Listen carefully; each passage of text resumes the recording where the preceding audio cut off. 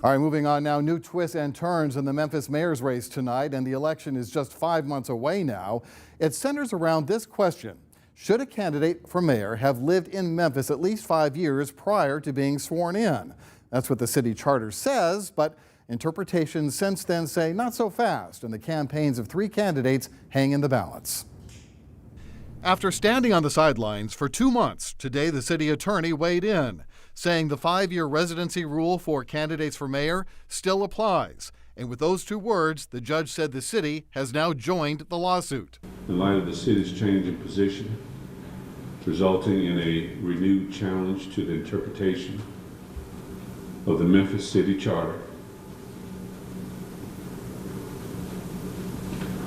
the court requires that the City of Memphis be joined as a necessary and indispensable party. Here's why it's an issue this election year.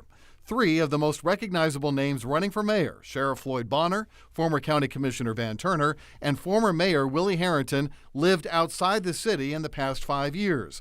Bonner and Turner only recently moving back. In fact, a Daily Memphian investigation found while Turner says he lives in Binghamton, he and his family have barely used any water at the home, according to his MLGW bills.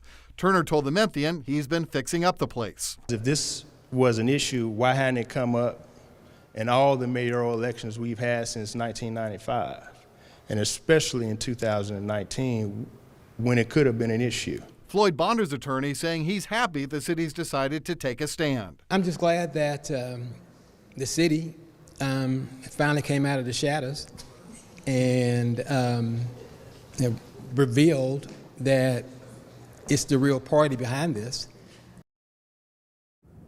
So here's what's really going on underneath the surface, folks. Another candidate, Paul Young, with the Downtown Memphis Commission, isn't as well known perhaps, but he's raised more money than anybody else in the race so far. He's believed to be the favorite choice of current Mayor Jim Strickland. We'll have a much better idea about this residency issue when Judge Jenkins holds a hearing coming up on May 18th. And by the way, that's just 4 days before the date when candidates will be pulling their petitions to run for Memphis mayor.